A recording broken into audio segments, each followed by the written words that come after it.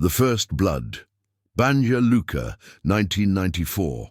The early morning of February 28, 1994, breaks over the Bosnian landscape with the kind of cold, grey light that characterizes the Balkans during winter. 6 volunteer pilots are preparing for a bombing mission that will violate a NATO no-fly zone, a direct challenge to the international coalition that has declared these skies off-limits to all military aircraft. The leader of the flight is pilot Ranko Vukmirovic from the Bosnian Serb Air Force, a man whose name will soon become synonymous with the first combat engagement in NATO's entire history. He and his men are flying Jastreb J-21 jets, aging aircraft that are no match for the NATO F-16s in speed, maneuverability or weapons. These are relics of a bygone era, machines that were designed and built decades before the modern fighters that now patrol the skies above Bosnia. The Jastreb pilots know they are outgunned, outmaneuvered, and outmatched in every conceivable way. But they also know that their mission is critical to the survival of their forces on the ground. The 6 jets form up in a loose formation as they prepare to cross into the no-fly zone. Vukmirovic checks his instruments one final time, verifying that his bombs are armed and ready for deployment. Around him, his wingmen do the same, each pilot lost in his own thoughts, each man contemplating the possibility that this might be his last flight. "All aircraft, this is lead," Vukmirovic transmits, his voice steady despite the gravity of the situation. "We are proceeding with the mission. Stay low, stay together, and watch for enemy fighters. If we encounter NATO aircraft, we scatter and run. Our objective is the weapons factory. Nothing else matters." The 6 Jastrebs begin their approach, flying at extremely low altitude to avoid detection by NATO radar. The pilots are trying to keep below radar height, skimming over the terrain at speeds that would make a ground-based observer's head spin. They are threading a needle, flying through a corridor of airspace that they hope will allow them to reach their target undetected. But as the target gets closer, they are forced to ascend to 2,000 meters to start the attack run on the weapons factory. In doing so, the aging Serbian jets light up the watching NATO radars like Christmas trees, their radar signatures suddenly appearing on screens that have been monitoring the skies with the vigilance of hawks watching for prey. 50 miles away, 2 patrolling F-16s are informed of the J-21's presence. The pilots of these advanced fighters are part of Operation Deny Flight, a NATO mission designed to enforce the no-fly zone and prevent any military aircraft from operating in Bosnian airspace. Black Flight, you have 6 bogies, BRAA 320 for 52 at 7,000. Flanking, the AWACS controller transmits, providing the bearing, range and altitude of the Serbian aircraft. "Copy that," the F-16 pilots respond, and they bank their aircraft toward the target. The F-16s are equipped with the latest avionics, the most advanced weapons systems, and the training to use them with lethal precision. They are, in every sense, the apex predators of the modern air combat arena. In an attempt to shorten the war, NATO has set up the no-fly zone, and the F-16s have been sent on a route to intercept the Serbian aircraft. Vukmirovic gets a visual on his target and arms his bombs. The flight positions themselves in pairs, one after the other, when suddenly a transmission comes through the radio. "American aircraft ahead of you," one of the pilots reports, his voice carrying a note of concern. A pit grows in Vukmirovic's stomach. He can clearly see the trails of the 2 American Air Force jets dead ahead of them. He takes a deep breath, knowing that this moment will define everything that follows. "I see. Let us go," he orders, his voice carrying the resignation of a man who knows that he is about to engage in a battle that he cannot win. In previous missions, the American jets have only watched and warned the enemy, but not engaged. Vukmirovic knows that if the F-16s had wanted to shoot him, they could have done so from miles away. But his eyes go wide as he sees the 2 F-16s approach at breakneck speed and roar through and past the Bosnian Serb flight. Ha ha, American Ferraris. One of the Serbian pilots mutters, his voice carrying a note of dark humor. Focus on the target, Vukmirovic orders, his voice cutting through the radio chatter with the authority of a commander who refuses to be distracted. Jesus, did you see those old Yugos? Ha ha! One of the American pilots responds, his voice carrying the confidence of a man flying a machine that is vastly superior to anything the enemy can field. Despite the show of force, the Serbian pilots are not distracted and keep their eyes on their objective. The Jastrebs are old tech and still use optical sights, mechanical systems that require the pilot to manually aim the aircraft at the target. And as the target drifts into the crosshairs, the aging planes release and drop their rudimentary but effective 550-pound bombs on target, striking them from different directions. The explosions bloom on the ground below, massive detonations that send columns of smoke and fire reaching toward the heavens. The mission has been accomplished. The weapons factory has been struck, and the Serbian pilots have proven that they can penetrate NATO airspace and strike targets at will. They dropped bombs, one of the American pilots reports, his voice carrying a note of surprise that the Serbian aircraft have actually managed to complete their bombing run. Understood. You are clear to engage. Weapons free, the AWACS controller responds, and the rules of engagement have changed. What was a warning has now become a hunt. Roger. Moving to engage. This is going to be shooting fish in a barrel. The F-16 pilot responds, his voice carrying the confidence of a man who knows that he is about to engage in a one-sided battle. At the very rear of the formation, pilot Zlatan Kranalic watches the last of the bombs strike. Target is hit, he reports, his voice carrying the satisfaction of a mission accomplished. Copy that. Objective complete.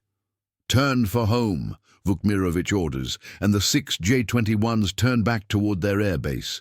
But their speed is no match for the F-16s, who sweep in behind them, lining up their sights on the very rear of the formation. The pilot switches to air-to-air mode and selects an AIM-120 missile on his right display computer.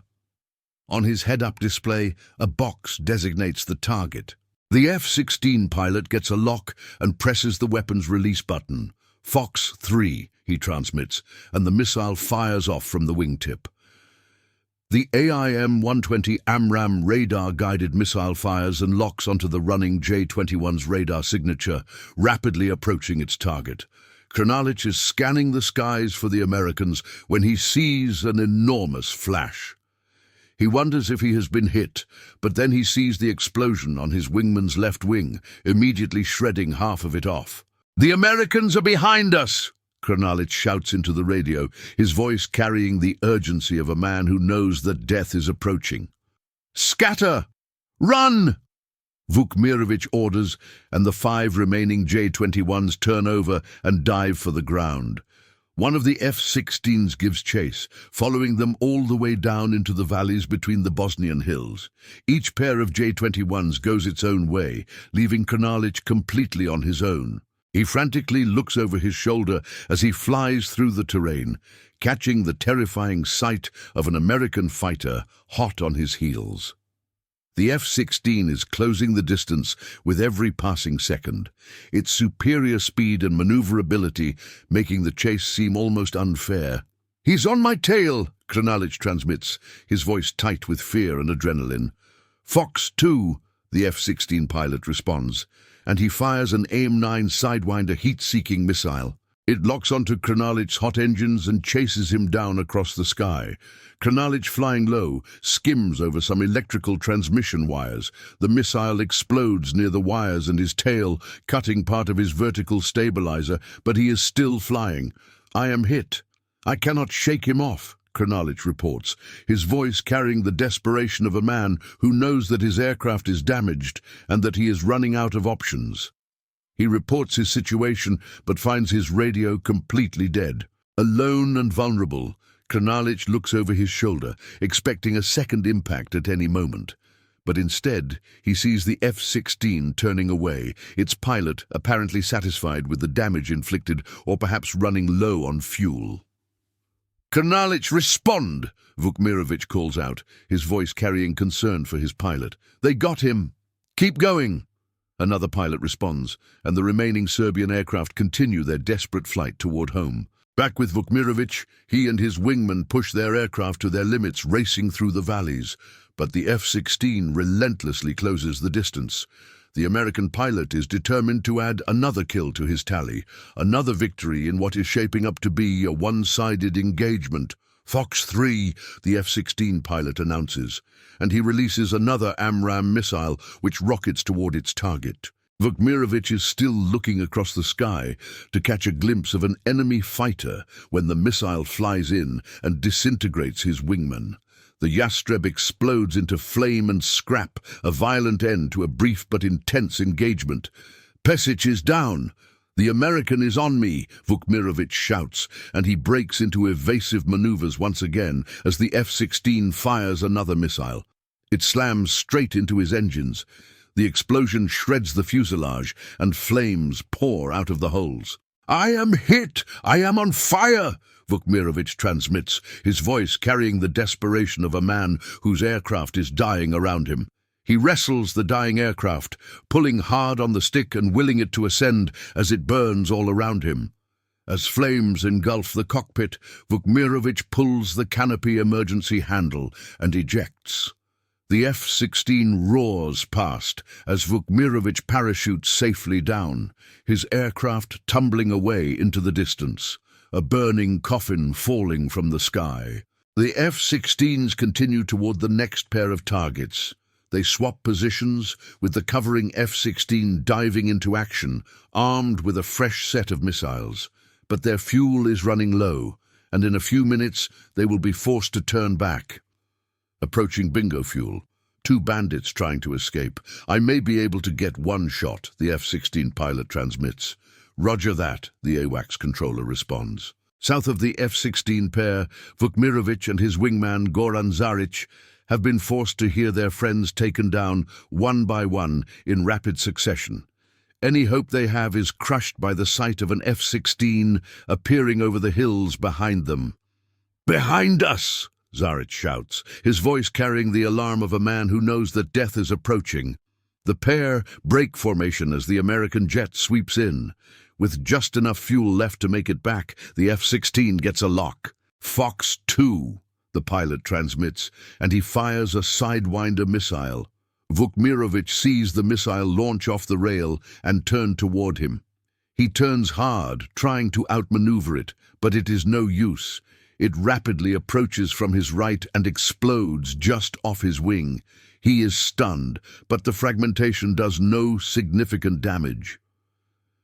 He looks back, expecting more, but instead the F-16 pulls off the chase, out of fuel. "He is turning away," Zaric reports, his voice carrying a note of relief. "We made it," Vukmirovich asks, hardly daring to believe that they have survived. But NATO command has dispatched 2 more F-16s. Vukmirovich looks back up. "2 incoming! Run!" he shouts, and the 2 J-21s scramble for speed, diving down as far as they dare into the valleys. They skim the treetops, racing between the hills, with the F-16s all the while shadowing them and keeping up. They look over their shoulders to see the F-16s closing the gap. There is nothing they can do to come out on top. In desperation, Vukmirovich tries a last-ditch idea. "Follow me," he transmits to Zaric, and he turns straight toward a cliff at maximum speed, Zaric keeping close formation behind him. "We pull up as late as possible," Vukmirovich shouts, his heart racing as the 2 jets head straight toward the earth. The ground is rushing up to meet them, the landscape becoming larger and more detailed with each passing second. "Pull up!" Vukmirovich commands, and the 2 pilots pull their controls as hard as they can. Zaric is crushed down by the G-forces as the ground rapidly approaches his windshield. "Come on!" Vukmirovich mutters, willing his aircraft to respond to his inputs, willing it to climb away from the earth that is rushing up to meet him. Vukmirovich's jet clips the ground and bursts into flames. Zaric looks back.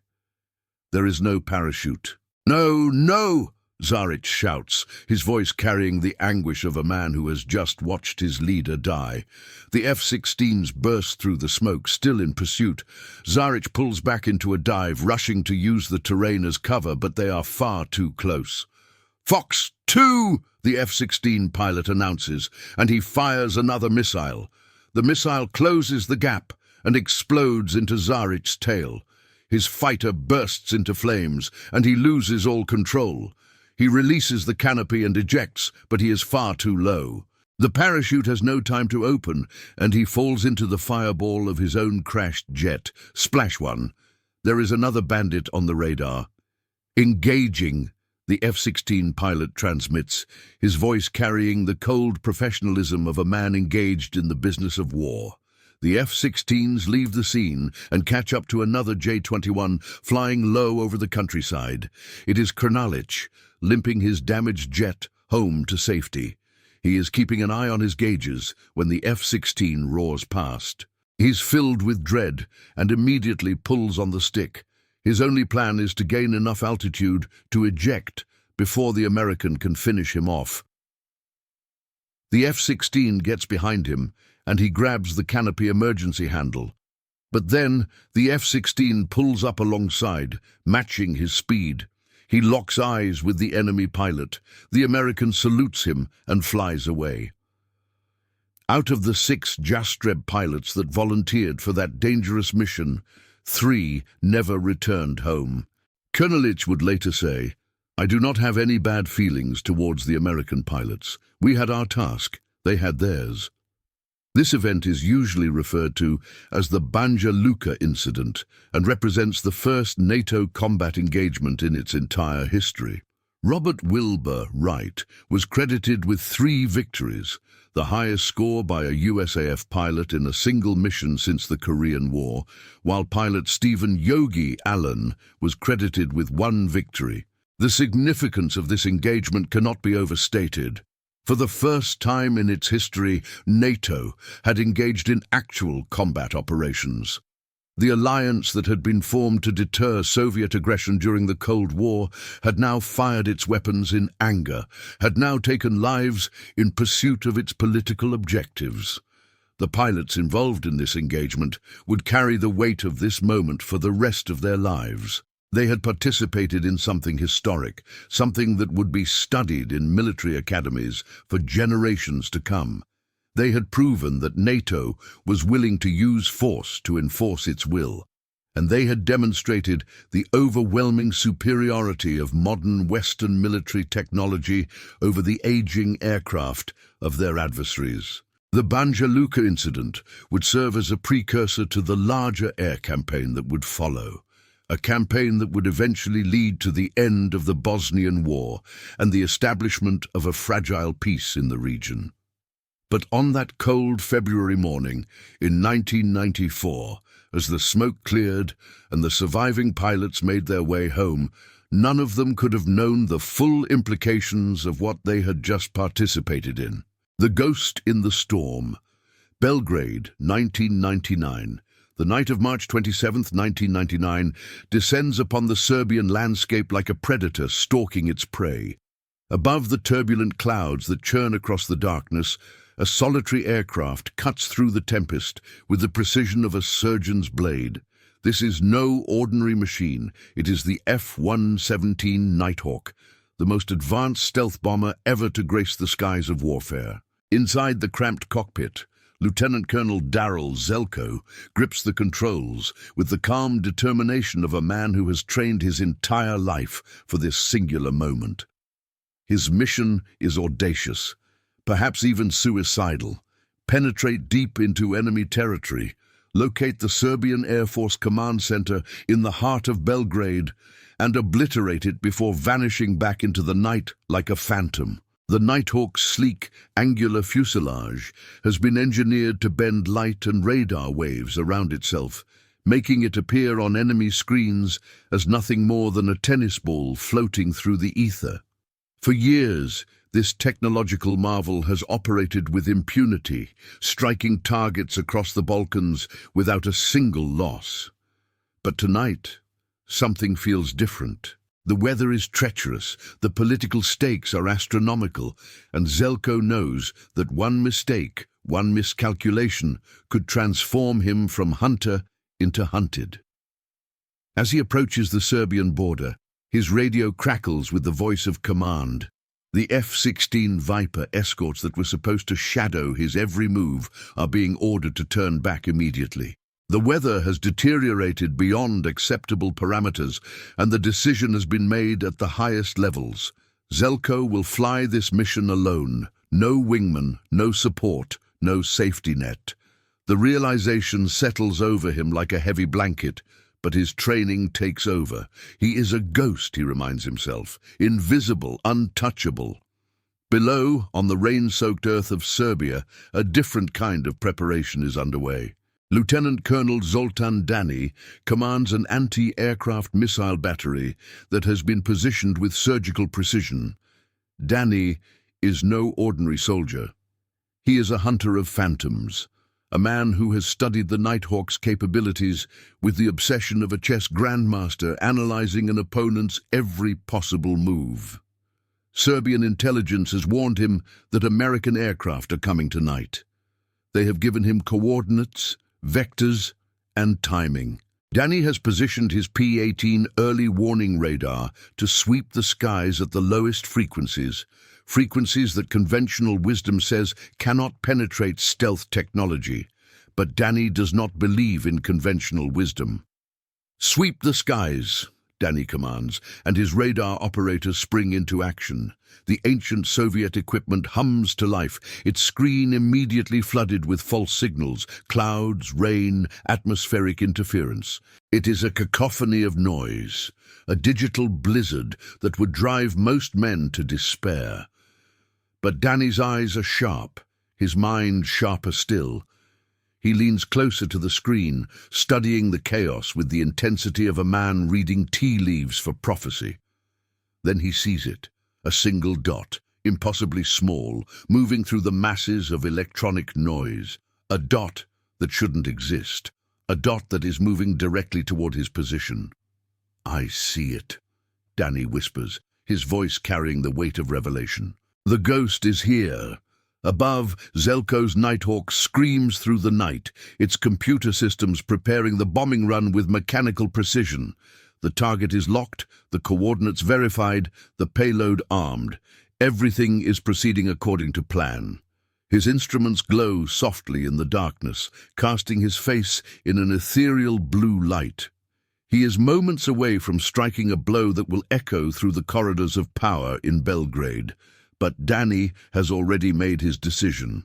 "Turn on the targeting radar," he orders, his voice steady as stone.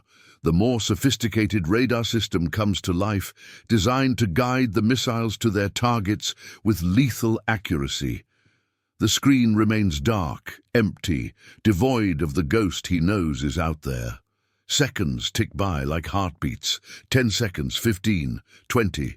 The tension in the command center becomes almost physical, a living thing that presses down on every man present. Then, at precisely the wrong moment for Željko, he opens his bomb bay doors. It is a necessary action. The payload must be released. The mission must be completed. But those open doors, those gaping apertures in the Nighthawk's fuselage, create a radar signature. For just a fraction of a second, the ghost becomes visible. "I have it, I have it." Dani's voice cuts through the static like a blade. Phi-2 is tracking the target. Phi-1 is tracking the target. Launch. The command echoes through the bunker, and 2 surface-to-air missiles ignite their engines with a roar that shakes the earth. They streak skyward, leaving trails of fire and smoke that paint the night sky like brushstrokes on a canvas of darkness. Željko's bomb bay doors close, his payload released, the target struck. He has accomplished his mission. He begins to climb, ascending toward the safety of altitude, when his cockpit suddenly erupts into a symphony of alarms. Red warning lights flash like the eyes of demons, and his instruments scream at him with urgent, insistent voices. A lock alert. Missile launch detected. The ghost has been seen.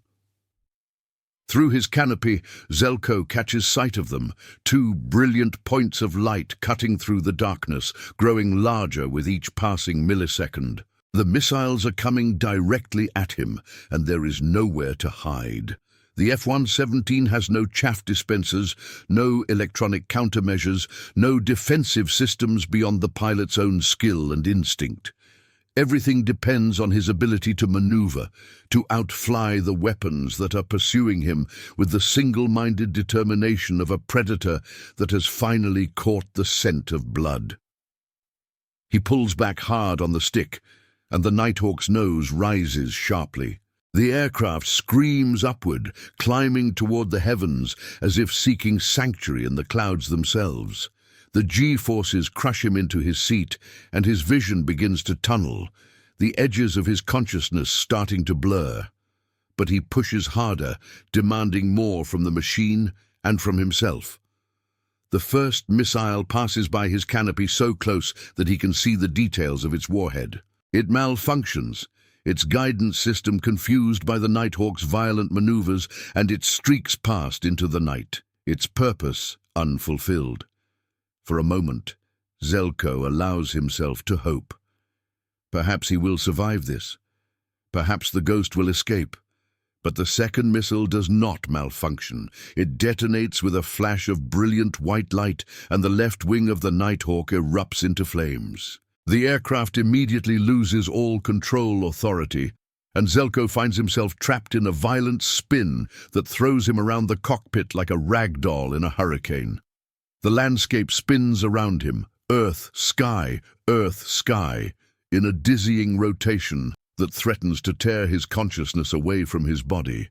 He fights against the crushing G-forces, each of his arms experiencing the sensation of having 100 pounds of weight pressing down upon it.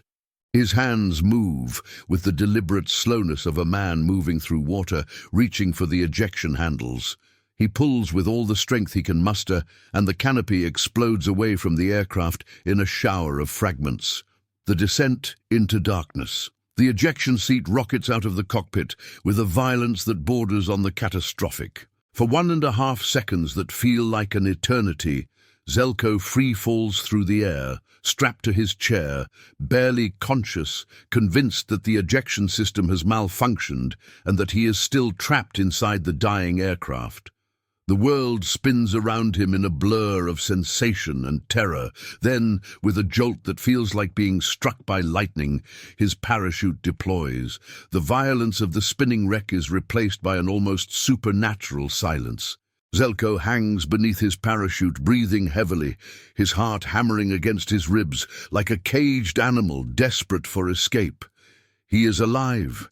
Against all odds, against all probability, he has survived. But as he looks up at his parachute, his heart sinks. It is bright orange, a beacon in the darkness, a signal flare announcing his position to every enemy soldier within miles. "Man, Mom is not going to be happy about this," he mutters to himself, a dark humor emerging from the depths of his shock. But there is no time for self-pity. He knows that the enemy will be searching for him, that every moment he remains in the air is a moment in which his position becomes more exposed, more vulnerable. He reaches for his survival radio and keys the microphone. "Mayday, Mayday, Mayday. Vega 31, going down," he transmits, his voice steady despite the adrenaline coursing through his veins. The response comes almost immediately, a voice crackling through the static with the promise of salvation. "Vega 31, Magic copies your Mayday. Last position?" The controller responds, his voice carrying the calm professionalism of a man trained to handle crisis situations. Zelko provides his coordinates, but before he can say more, the ground rushes up to meet him. He hits hard, the impact driving the air from his lungs, and he lies gasping in a ditch, covered in mud and the detritus of the battlefield. Above him, the night sky is alive with activity. Searchlights sweep across the landscape, trucks rumble past on nearby roads, and the sound of voices shouting in Serbian echoes across the darkness. Zelko pulls himself deeper into the ditch, using mud as camouflage, painting his flight suit with the earth itself. He becomes part of the landscape, a shadow among shadows, waiting for rescue that may or may not come. The news of his downing spreads through the Serbian military like wildfire. A stealth aircraft, the supposedly invincible Ghost, has been brought down. The search begins in earnest, with soldiers, police and civilians all joining in the hunt. Hours pass. Zelko remains motionless in his ditch, controlling his breathing, quieting his mind, praying to whatever gods might be listening. Then he hears movement in the undergrowth. Something is approaching. His hand moves to the knife at his belt, and he prepares himself for the worst. A dog emerges from the darkness, sniffing the air, drawn by the scent of a human presence. Zelko weighs his options with the cold calculation of a man facing life and death. Should he kill the dog? Could he do it silently? Would the owner be close behind?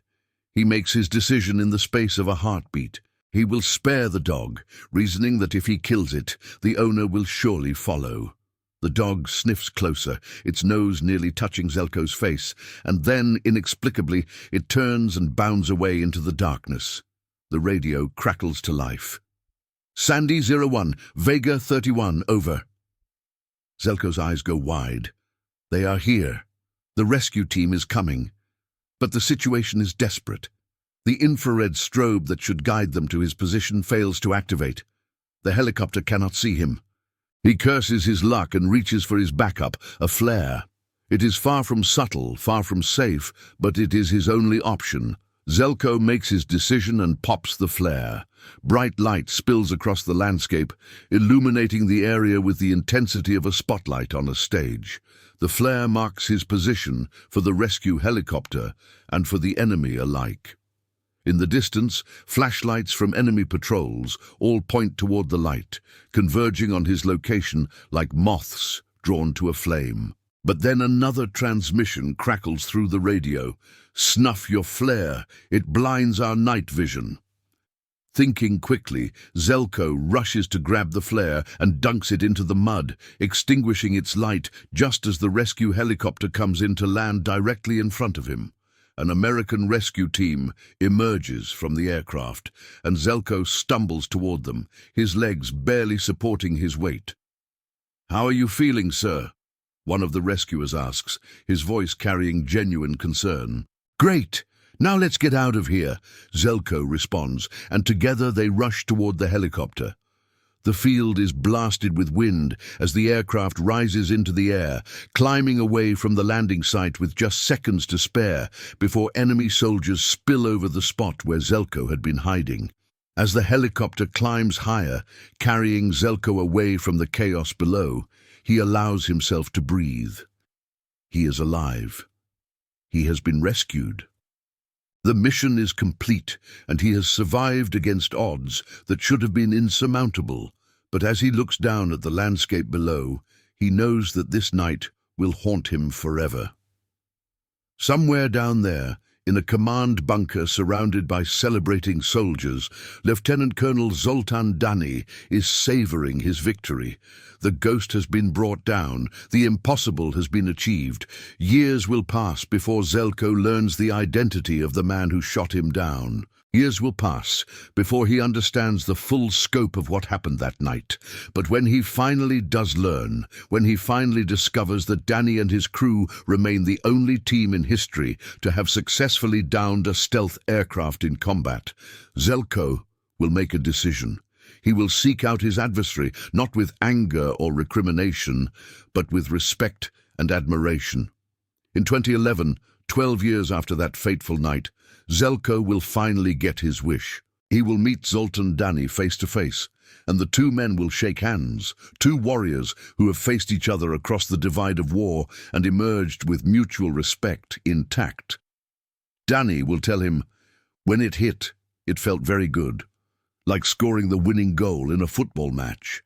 And Zelko will understand that they are not enemies, but rather two men who have participated in something extraordinary, something that will be studied and analyzed for generations to come. The wreckage of Zelko's Nighthawk will be salvaged by Serbian forces and transported to the Museum of Aviation in Belgrade, where pieces of it remain on display to this day.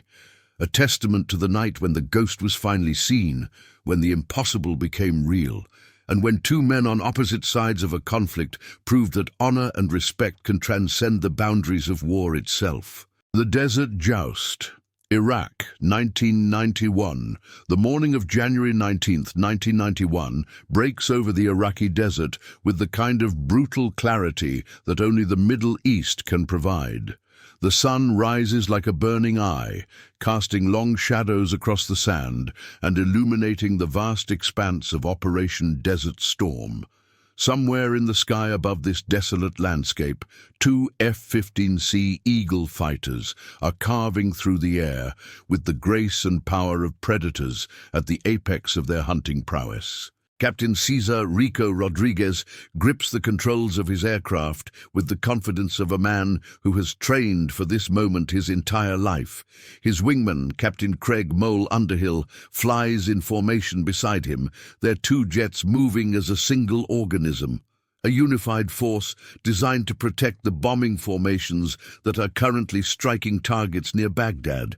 Behind them, waves of F-16 Vipers are making their bombing runs, diving with 2,000-pound general-purpose ordnance that will soon rain down upon Iraqi ammunition depots and military installations. The explosions rise from the desert floor like flowers blooming in fast-forward massive detonations that send columns of smoke and fire reaching toward the heavens. The F-16 pilots pull hard on their controls, releasing chaff and flares as they climb away from their targets, creating clouds of metallic confetti and burning decoys designed to confuse any surface-to-air missiles that might be tracking them. But the Iraqi Air Force has a different strategy in mind. They have dispatched 4 of their most advanced fighters, MiG-29 Fulcrums, the pride of their aerial arsenal. These are formidable machines, 4th-generation fighters, that can match the F-15 in many respects. The Iraqi pilots have been keeping their distance, searching for an opportunity to strike when they are vulnerable, when they are outnumbered, when they might actually have a chance at victory. Then word comes through the radio that 2 F-15s are approaching their position. Perfect targets, an opportunity that cannot be missed. The Fulcrums race to intercept, their pilots pushing their aircraft to the limits of their capabilities, determined to prove that they can stand against the American war machine. In the cockpit of his F-15, Rico receives a message from his AWACS controller, Mark White, a man whose job is to see the entire battlefield from his position high above the action. Rico, you have 2 hostile contacts. One bearing 040 for 3 to 5, second is 340 for 6 to 5, White transmits, his voice carrying the calm professionalism of a man who has guided countless pilots through combat situations.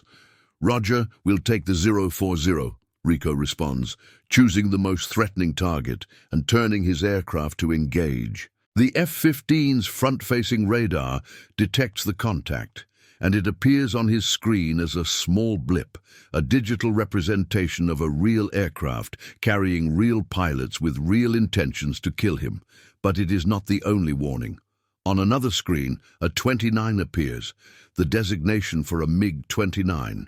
His radar warning receiver, or RWR, is telling him that enemy radars are painting his aircraft, that he has been detected, that the enemy knows he is coming. I'm being painted. MiG-29, Rico reports to his wingman, his voice steady despite the adrenaline beginning to course through his veins. I see it, Mole responds, and the 2 pilots brace for action. They are about to engage in a supersonic joust, 2 pairs of 4th-generation fighters heading toward each other at speeds that would make a Formula One race car look like it was standing still. Rico selects an AIM-7 Sparrow missile, a radar-guided weapon that requires him to maintain a lock on his target throughout the entire flight of the missile. But the Iraqis have a plan. They dive far below the F-15s, attempting to use the ground clutter, the radar reflections from the Earth itself, to conceal themselves from Rico's radar. It doesn't work. Aboard his F-15, Rico sees the single fuzzy contact split into two well-defined targets. "I got you. It's 2 versus 2, he announces, selecting one of the contacts and locking it in. But the Iraqis have yet another ace up their sleeve. They bank to the side, and suddenly the warnings go silent. Rico's finger hovers over the weapons release button when the radar contacts suddenly vanish from his screen. "I lost it," he reports, frustration creeping into his voice. It is a blind spot in the F-15's radar. Objects moving perpendicular to the aircraft are invisible to the system, and the MiG-29s are exploiting this weakness with the precision of surgeons. The enemy reappears on radar 12 nautical miles away. "Contact!" Rico announces, locking it in once more, but he does not fire. He knows the M7 Sparrow needs him to maintain lock throughout the missile's entire flight, and he knows the enemy are going to re-enter the blind spot before the missile has a chance to catch them. Once again, the enemy disappears. Lost it again. The MiG-29s keep maneuvering across the sky, constantly blinking in and out from Rico's screen, keeping 12 nautical miles of separation, toying with the F-15s like a cat playing with a mouse. Over at the AWACS, Mark White keeps an eye on the developing situation. As the F-15s make their move, they leave the airspace that Mark is responsible for, and following protocol, he hands over Rico and Mole to another AWACS controller. But White continues to monitor the situation, unable to shake the feeling that something is not right. Rico and Mole keep up the chase across the sky when suddenly their RWR beeps with alarm and starts filling with detections up ahead. It is an entire field of S-125 Neva surface-to-air missiles set up to defend Baghdad. The enemy is trying to pull them into a killing field, a trap designed to lure them into a position where they will be surrounded by anti-aircraft fire with no escape route. "They are dragging us into the city's anti-air," Rico reports, his mind racing through the tactical implications of what is happening. "What are we going to do?" Mole asks, his voice carrying a note of concern. Rico checks in with the strike force and listens to the F-16s making their runs. If he and his wingman fly away, then the F-16s will be definitely intercepted by the MiGs. He makes a daring choice, a decision that will define his career and test the limits of his courage. "Hold position. Keep pushing the bandits away until the strikes are done, then we can get out of here," he orders, and Mole acknowledges without hesitation. They hold their altitude and deliberately continue heading toward the enemy trap, buying the strike force the time it needs to complete their bombing runs and escape. The RWR clicks every time the enemy radars scan the F-15s, and they hear the clicks getting more frequent by the second, a digital heartbeat that accelerates with each passing moment. But the Iraqis still have a cunning plan.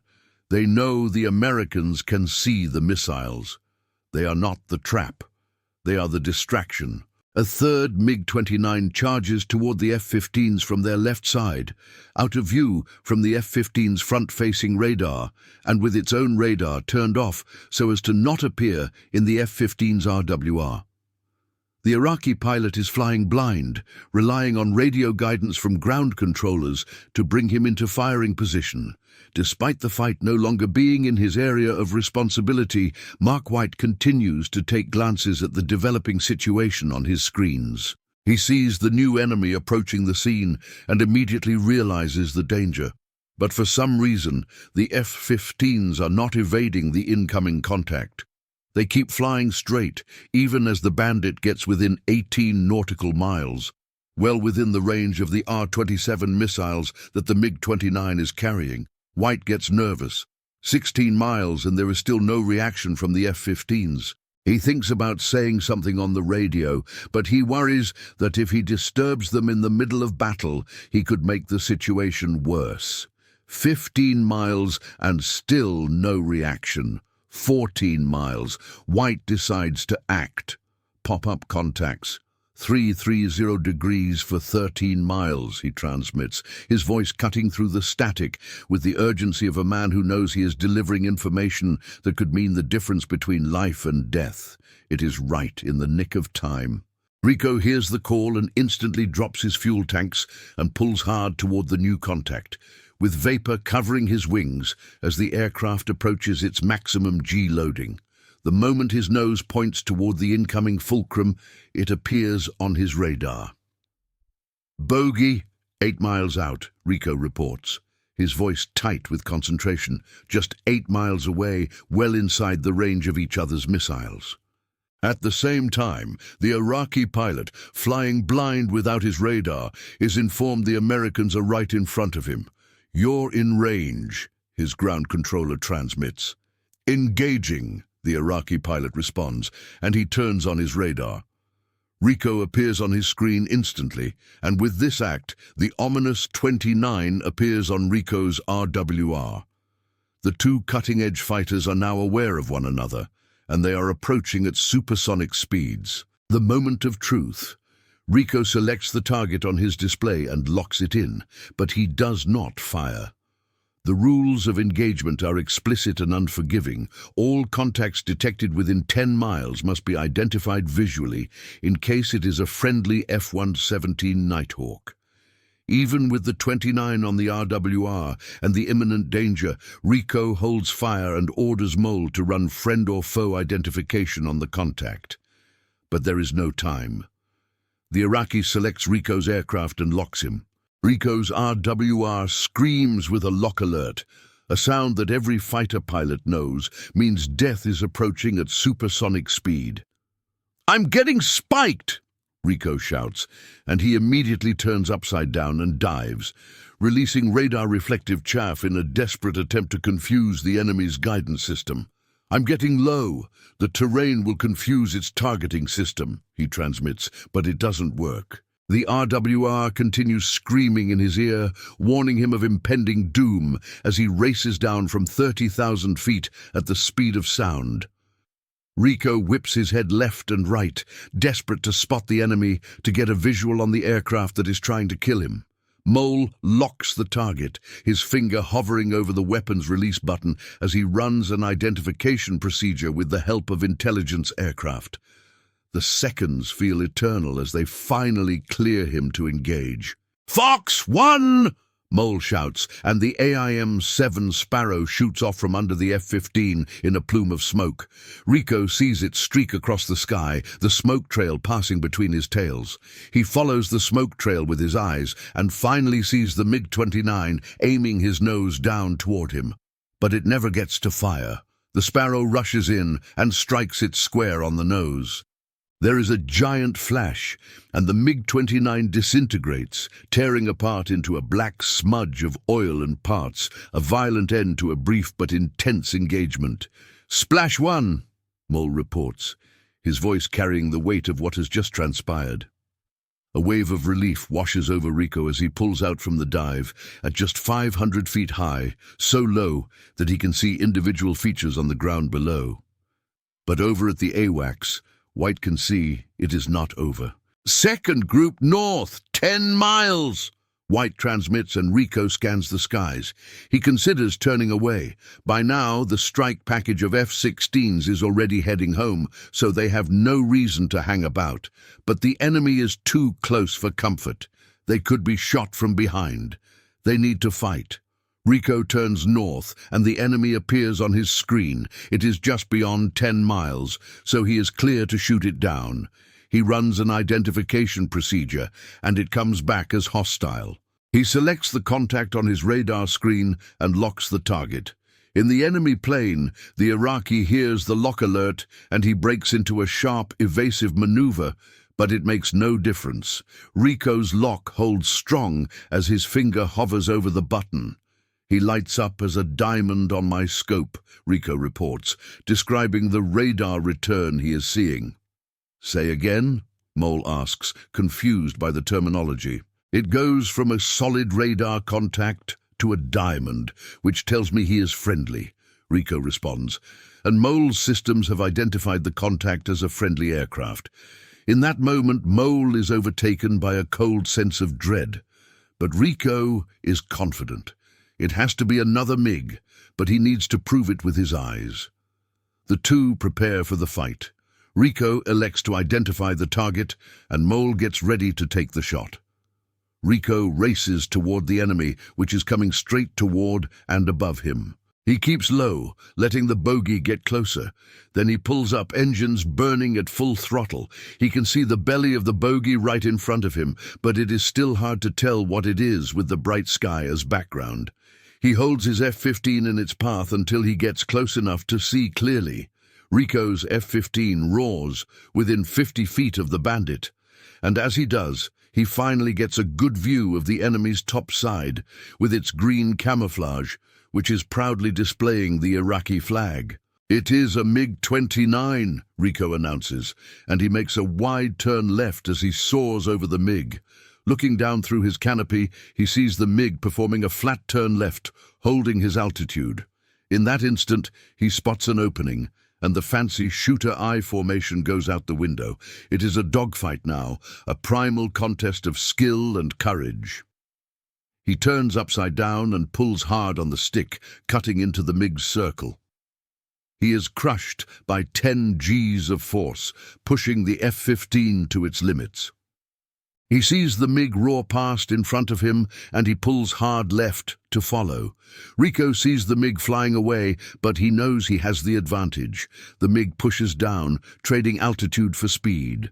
Rico follows him, spiraling down toward the desert floor as the paths of both jets converge. Rico sees a MiG scream through the merge. He is getting closer. He pulls hard, feeling the blood rushing down from his head as he does everything to bring the fulcrum into his sights. Far above, Mole can see his leader tangling with the enemy and spots an opportunity. "I can come in," Mole transmits. "Stand by," Rico responds, his voice tight with concentration. Rico can feel it. This one is his. He sees the MiG coming back, and they roar past one another. He almost has him, but they cannot keep up this trajectory as they are rapidly running out of altitude. Rico pulls with all he has, powering through 10 Gs of force. Through the crushing Gs, he sees the beautiful sight of the fulcrum moving into his sights. Rico selects an AM-9 Sidewinder and starts to pull, aiming ahead of the MiG for the best chance of impact. But the Iraqi pilot sees it, and in a desperate last-ditch attempt, he turns upside down and pulls hard toward the ground. Rico is ready for the Iraqi to try something, but he is shocked to see the MiG dive straight for the sand. He does not even think of following and pulls up to the left, letting the MiG go. The Iraqi pilot starts to pull up, and he is crushed by extreme G-forces as his plane continues toward the ground. The sand fills his windshield as he pushes the afterburners to maximum, his MiG screaming as it pulls beyond its G limits. He's doing everything to bring the nose up, but it is not enough. And the MiG-29 Fulcrum and its Iraqi pilot crash into the desert sand, a violent end to a brief but intense engagement. Rico's heart races as he comes down from the adrenaline high. He has won. Mole appears 2 miles off his right. "Tactical right side," Mole transmits, and Rico can finally afford to relax. "Let us go home," he responds, and the 2 F-15s turn toward their base, leaving behind the wreckage of their enemies and the knowledge that they have proven themselves in the crucible of combat. Cesar Rico Rodriguez would tally up 3 victories total in his career, making him tied for the top spot of MiG victories for pilots after Vietnam. His actions that day would be studied in military academies for generations to come, a testament to the power of courage, skill, and unwavering determination in the face of overwhelming odds. The Bridge of Fire, Baghdad, 2003. The morning of April 6, 2003, breaks over the Iraqi landscape with the kind of oppressive heat that only the Middle East can provide. 2 A-10 Thunderbolt strike aircraft soar in the skies near Baghdad, their pilots searching for targets of opportunity, their weapon systems armed and ready for action. Flight leader, Lieutenant Colonel Raymond Donk, T. Strasburger, and his wingman, Captain Greg "Billy Bob" Thornton, are on a reconnaissance mission in support of coalition forces on the ground, but the Warthogs cannot see any of the action. A sandstorm has rolled in underneath them and engulfed the entire region in a haze of dust and sand that reduces visibility to near zero. The two aviators circle up above in search of breaks in the weather, but then there is an urgent transmission from the ground. It is not good news. Their friend, First Lieutenant John Coke Blocker, tells the pilots that Task Force 2269 are pinned down under heavy fire at Muthana Bridge near his position. The 1st Hammurabi Republican Guard Armored Division have T-72 main battle tanks firing across the Tigris River and shelling the Americans relentlessly. American soldiers are low on supplies and exhausted after many hours of battle. They cannot hit back effectively. The situation is desperate, and it is getting worse by the minute. If the Iraqis cross the bridge, it is over for us. "We need help!" Coke's voice carries the desperation of a man who knows that his friends are about to die if help does not arrive immediately. "Are you ready?" Donk asks, his voice steady, despite the gravity of the situation. "Yeah," Coke responds, and Donk makes his decision. The two Warthogs flip over and dive straight into the heavy sandstorm. Visibility is way below any measure of safety. The pilots are flying on instruments alone, trusting their training and their instincts to guide them through the murk. On the ground, Iraqi infantry comes out of hiding and opens fire on the American troops. Coke ducks as bullets fill the air, the sound of gunfire creating a constant, terrifying backdrop to his radio transmissions. "Donk, we need you now. I mean right now." Coke's voice carries the urgency of a man who knows that every second counts, that every moment of delay could result in American deaths. Donk and Billy Bob can hear the gunshots and explosions in the background of Coke's transmission. Suddenly, the buildings of Baghdad emerge up ahead as the two flyers level out low over the city. The Tigris River comes into view, and they follow it north, racing for the objective, buildings zipping by either side at speeds that would make a ground-based observer's head spin. "What a lovely day," Billy Bob mutters, his voice carrying a note of dark humor in the face of the chaos surrounding them. On the ground, Coke pulls out his rifle and starts returning fire at the muzzle flashes, ripping like lightning through the haze. He relays increasingly urgent radio transmissions without wasting a second. "I confirm, no friendlies to the east of the bridge," he shouts, providing crucial information that will allow the pilots to unleash their weapons without fear of hitting American soldiers. He is fighting two battles at once: the physical battle against the Iraqi forces and the mental battle to keep his fear and desperation from overwhelming his ability to function. Donk and Billy Bob approach at breakneck speed. As they listen to the transmissions from the ground, the outline of the bridge starts to emerge from the haze. "Break left!" Billy Bob pulls off Donk's side, giving his leader space as the target area appears up ahead. The bridge is now in clear view, a concrete structure spanning the Tigris River, a vital piece of infrastructure that has become a focal point of the battle. Donk pulls on his stick and flies over, a wave of jet engine roar breaking over the battlefield. The sound is deafening, a physical force that seems to shake the very earth beneath the feet of the soldiers below. "There is planes!" someone shouts from the ground, and the Iraqi soldiers look up in alarm. Donk peers over his shoulder, searching for the target, but the ground vanishes into the storm before he can see a thing. He needs to mark the target so Coke on the ground can confirm he is in the right position. "I am dropping a mark," he announces, and he selects his rocket pods armed with smoke ammunition as he lines up once again with the river and the bridge. This time, the Iraqi anti-aircraft guns are waiting for him. 23mm anti-aircraft cannons roar to life, sending columns of tracers in huge arcs through the air. The rounds zip past Donk's canopy, missing by mere feet, but he pushes on, determined to complete his mission. "Shorter bursts," Donk shouts to the gunners below, trying to adjust their fire. "Got it!" comes the response, but the gunners are struggling to track the fast-moving aircraft. A burst of fire narrowly misses his jet, but Donk pushes on. He aims for the bridge's eastern base and pulls the trigger, but nothing happens. The rockets malfunction, a mechanical failure at the worst possible moment. "Damn it!" Donk curses, his frustration evident in his voice. The bridge is coming up fast. He sees the muzzle flashes of tanks and silhouettes of vehicles as he flies fast and low over the target. Without smoke rockets or time to think, he presses the flare release button and dumps a line of pyrotechnics across the riverbank. He pulls hard to the right, skimming just over the buildings as he escapes the flurry of anti-aircraft fire. The tracers follow him, creating a deadly light show in the sky, but he manages to evade them through a combination of skill and luck. "Hey, we are getting AAA, and I do see the tank. I request clearance in when able," Donk transmits, his voice steady despite the chaos surrounding him. Even through the storm, Coke sees the flares far in the distance. He knows Donk is right on it. "Donk, you are clear to engage," he shouts, his voice carrying the relief of a man who knows that help has arrived.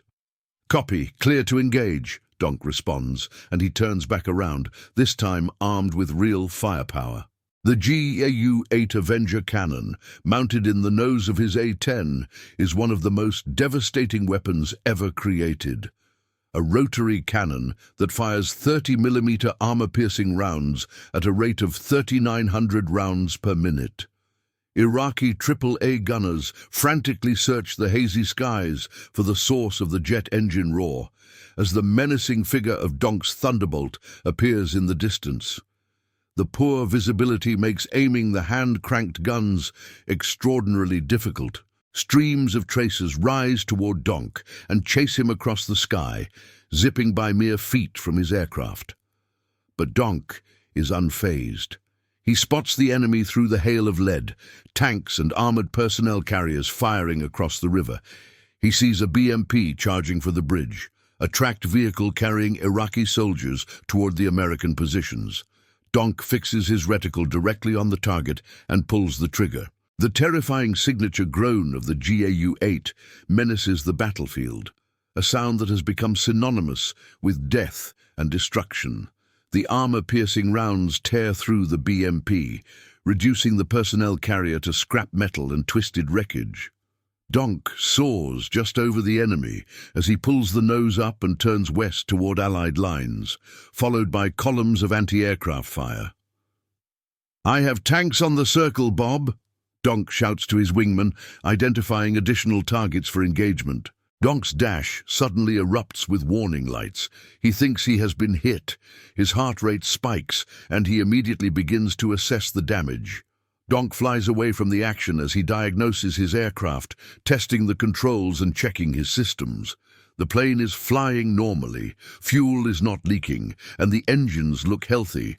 The only thing he finds wrong is that the drop-compensated reticle has disappeared from his head-up display. The ballistics computer that calculates the firing solution for his cannon has gone offline, a critical system failure at a critical moment.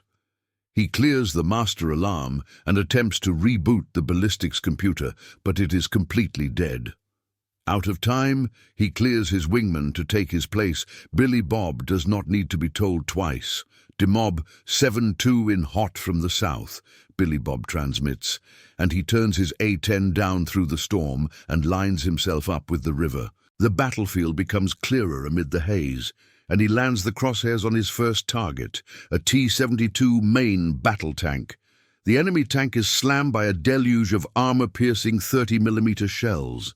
Sparks fly, and in moments, fire begins bellowing out of the hatches. Billy Bob soars above, escaping the enemy fire unscathed. "I got that sucker. He is right on the west edge of the circle, boss," Billy Bob reports, his voice carrying the satisfaction of a successful engagement. Donk cannot get the computer turned on, but he still has an old-school crosshair. His aim might be off, but there are problems below, and he can deliver 3,900 solutions per minute. He has got to try. "Going in," Donk announces, and he charges into the scene. Tracers rip past his canopy, and several targets come into view. He lands his old-school crosshairs above them and pulls the trigger. The cannon shudders into action with its terrifying clatter. 30mm rounds rip through the earth, and he rages past above, unsure if he has hit anything. "Cleared hot," Coke transmits from the ground, giving Billy Bob clearance for another pass. Billy Bob races south down the river, now on his second pass. With no new targets, he sprays a short burst into the already destroyed tank before turning his aircraft upside down. Up close, the orange glare provides no concealment, and he sees an anti-aircraft gun, supply trucks, and another T-72 firing across the river. Billy Bob is itching to tear the anti-aircraft guns to shreds, but any one of those tank shells could claim the lives of the American troops below. He cannot think of himself. The tanks have to be destroyed first. "Hey, I got a second T-72 eastern position of the roundabout.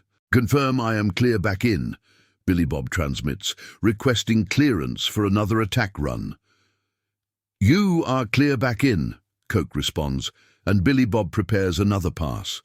But in the meantime, Donk has his eye on fuel levels.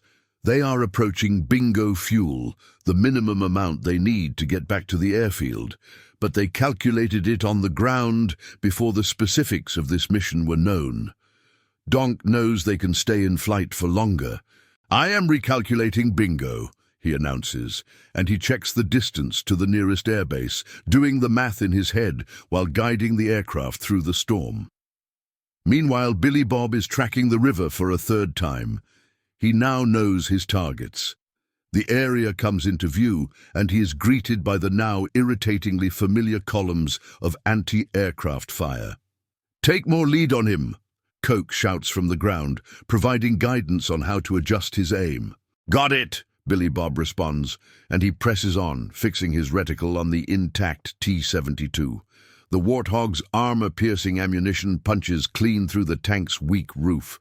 The T-72 explodes into a massive fireball as Billy Bob screams overhead. Up above, Donk finishes his calculations. They can lower bingo by 500 pounds of fuel and still make it to the nearest airbase on minimum.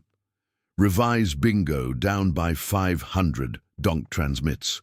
"Copy," Billy Bob responds, and he adjusts his gauges and turns in for another run.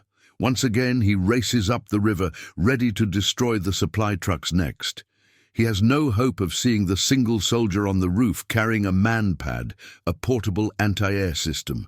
The missile launches off its tube and surges into the air. Billy Bob does not see it coming. The incoming missile tracks and then momentarily loses its target and flies right past his left wing. Billy Bob breaks right and abandons the run, escaping west into the Allied lines. His heart is racing. He was a foot away from death. "Are you all right?"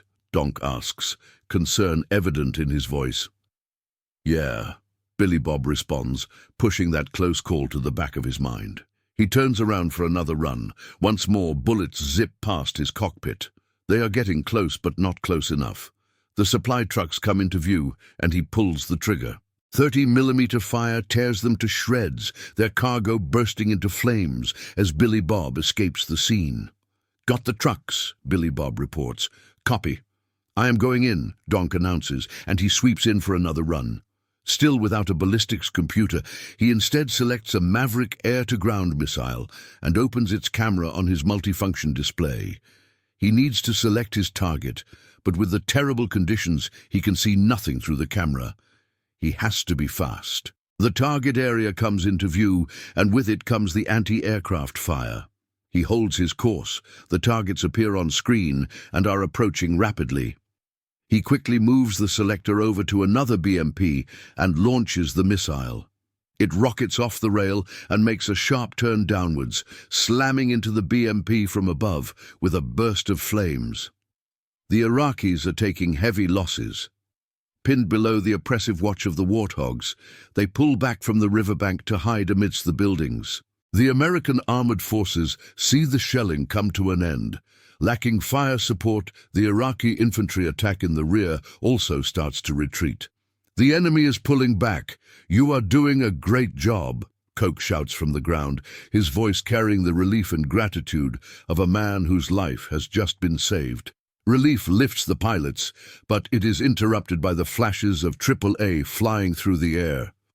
"Bob, one more run and we have to RTB. Let us take these guns out," Donk shouts. "Hell, it is about time," Billy Bob responds, and he turned back toward the target area, his attention set on that one 8AA battery he saw at the beginning of the fight. Billy Bob aligns his reticle and fires. The anti-aircraft gun is torn apart. He turns back west over Allied lines, and through his canopy he sees columns of tracers barely missing his wingtips as he beats a retreat. Up above, Donk spots that second AAA gun firing at his wingman. "The Mob 7-1 coming in from the south," Donk announces, and he prepares to make one final pass to silence the remaining anti-aircraft position.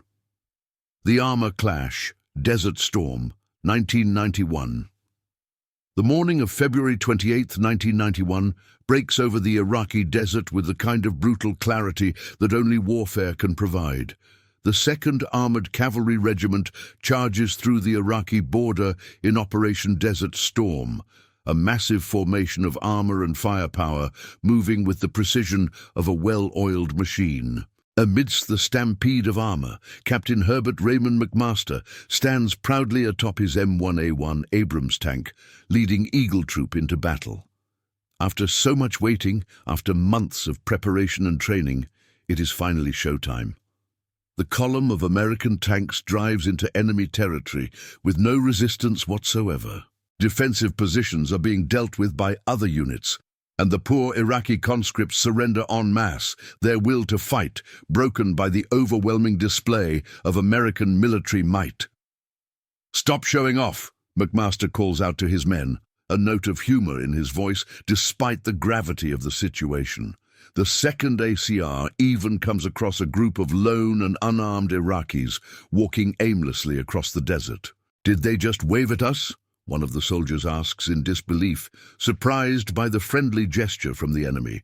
The men are surprised as the enemy cheers them on, and they advance and maneuver nearly unimpeded for 2 full days. But that will not last forever. Somewhere out there to the east, the Tawakalna Republican Guard lies in wait, a much more loyal unit that will not surrender so easily. The 2nd ACR are tasked with hunting them down, with finding and destroying this elite Iraqi formation. The men awake the following day to miserable weather. A sandstorm has rolled in overnight, greatly reducing visibility to near zero. The landscape becomes a blur of sand and dust, a natural obstacle that will test the capabilities of both the American and Iraqi forces. "Holy shit, what beautiful weather. Skog, want to go outside?" one of the soldiers jokes, his humor a defense mechanism against the oppressive conditions. "I am good, thanks," his companion responds, preferring the relative comfort of the tank's interior. "All right, how are the Eagles doing? Anyone?" McMaster asks, checking on the status of his troops. "Waiting for orders, sir," comes the response. "What is the plan?" McMaster asks, and his executive officer provides the briefing. "Okay, here it is, gentlemen. In a moment we will receive permission to carry the attack forward. We push to the 70 Easting, the officer explains, referring to a grid line on the military map. "Only 6 miles?" McMaster asks, surprised by the limited objective. "Yep, and do not engage. We find the enemy, we step aside and allow the 1st Infantry Division and 3rd Armored Division behind us to take them on. Should be easy. But you know anything can happen. Stand by for orders." "Out," the officer responds. His men do not have to be told twice. The entire troop is itching for action. And sure enough, the go-ahead promptly arrives. Battle stations, battle stations. This is Black 6. The word has been given. Red 1, execute. Roger 6, executing now, comes the response, and the engines roar and whirl to life. 6 M2 Bradleys from the 1st Platoon drive past the line of Abrams, taking their positions at the front as the entirety of the 2nd ACR moves through the sandstorm in a miles-long formation, pushing into the unknown. McMaster hunkers down, observing the battlefield with his thermal sight, but nothing appears. Suddenly there are loud explosions up ahead. McMaster and the rest of his men sweep the area with their binoculars and thermals.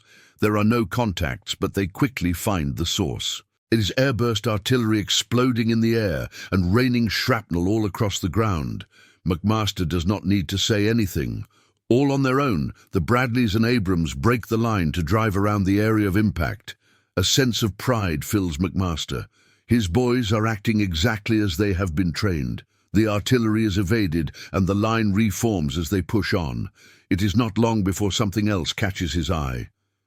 Figures emerge through the haze. Buildings. McMaster narrows his eyes, thinking, "This village looks off. There is no farm, pen, or any type of infrastructure to sustain a home. This, he thinks, must be an Iraqi outpost." Village, direct front. "One round heat at my command," McMaster orders, and the loader slams a high-explosive anti-tank shell into the breach. The anti-tank component will not be of much use, but the explosives are exactly what they need. "Up!" the loader announces, indicating that the round is loaded and ready to fire. "Ready? Report!" McMaster asks, and the tank's massive 120mm gun aims square at the structures. But McMaster does not fire just yet. He waits as his line gets closer, looking for civilians. Up and down the line, the rest of the tanks prepare to level the position. But still they wait, for they see no evidence that the buildings belong to anyone at all. Suddenly, muzzle flashes shine from the windows and low-caliber bullets start raining down on the armored vehicles. "Fire! Fire!" McMaster's Abrams opens fire with a thunderous explosion. The round flies through the air, its aim impeccable. It hits the wall and detonates, reducing the building to rubble. The impact marks the target for the 8 other battle tanks, and their guns aim at the same construction. "Ready, fire!" The 9 Abrams fire almost in unison with a deafening blast. In an instant, the buildings explode into a cloud of rubble and dust, violently silencing the small arms fire. Meanwhile, on the very edge of their formation, Bradley's Eagle 13 and 16 spot 2 Iraqi T-72s sitting in ambush with their thermal viewfinders. "Do we engage?" Chills travel down the spine of the vehicle commanders. "Why are they still?" one of them asks. "I do not think they see us," another responds. Had the sandstorm not been covering their advance, they are unlikely to have won this showdown. But as it is, the enemy's lack of thermals keeps them blind in the storm, while the Bradleys can see them crystal clear. The Bradley's turret spins to face the enemy, a pair of Tau anti-tank missiles at the ready. The missile fires off its launcher, pulling a spool of wire along with it. From inside, the gunner keeps his crosshairs on the enemy tank, the computer guiding the missile through the wire and keeping it flying straight on the crosshair. From the sight, it looks like licks of flame hanging in the air for a few fleeting moments. The T-72 detonates with force as its turret flies sky-high. The second Bradley fires off a second missile aimed for the remaining enemy. The Iraqi crew barely reacted to the destruction of their companion when they meet the same fate. The turret of this T-72 came off and was flipping like a bottle cap in the air, and when it landed, the whole thing burst into flames. I remember thinking, "Holy, how can a piece of metal burn like that?" One of the soldiers reports, his voice carrying the shock of witnessing such destruction. "Eagle 13, reporting contact," McMaster transmits, and the troop resumes the advance, leaving behind T-72 wrecks and the obliterated buildings. 2 enemy tanks on the left flank. "Targets eliminated," another soldier reports. McMaster knows these 2 tanks could not be alone and senses that they are about to find exactly who they are looking for. "Red 1, this is Black 6, swapping to tank lead. I repeat, changing to tank lead," McMaster orders, and the Bradleys slow to a stop and allow the better armored Abrams tanks to go first. They form into an arrow formation, with McMaster proudly leading in the middle. They reach their target of the 70th Easting, but McMaster has a small crest up ahead blocking their view. "Stay behind," he orders, but then, without orders, he pushes on just a little more. His Abrams climbs the hill and rolls over the top of the crest. Looking through his thermal sight, he watches as dozens of heat signatures come into view all at once. They instantly meet a wall of dug-in armor, trenches, and anti-tank weapons, all facing their advance. It is a horrifying sight. "Tanks! Direct front!" McMaster shouts, and the plan of not engaging the enemy has gone straight out the window. "Fire! Fire! Sabot!" McMaster orders, but his gunner responds, "Heat are already loaded." The crosshairs immediately land on a T-72 1.4 kilometers away, and the Abrams fires the first shot of the Battle of 73 Easting. But to McMaster's surprise, the giant line of Iraqi defense does not immediately retaliate. In the storm, the Iraqi tanks are completely blind and have no idea about the multiple Abrams actively rolling over their defensive embankment just a few hundred meters away. They scramble to respond, crews running for their tanks, diving into trenches and fleeing to the rear. It is chaos. "Load Sabot!" McMaster orders. "Up!" comes the response. "Fire!" McMaster commands, and the armor-piercing, fin-stabilized, discarding Sabot round fires off the Abrams barrel, releasing a massive depleted uranium dart traveling at 1,575 meters every second. It slams square on the enemy, and it bursts into flames, cutting through the armor like butter and setting it ablaze. McMaster continues to roll forward as the rest of his troop appears behind him. Abrams tanks open fire indiscriminately as the T-72s start to fight back. Rounds crash into the earth and zip over the Americans' heads. McMaster's driver, Christopher Hayden Skog, watches nervously out the periscope as he drives toward the enemy. He sees a muzzle flash from the front right, and a split second later, a round slams into the earth right next to their fender. McMaster's men see the strike and fear he has been hit.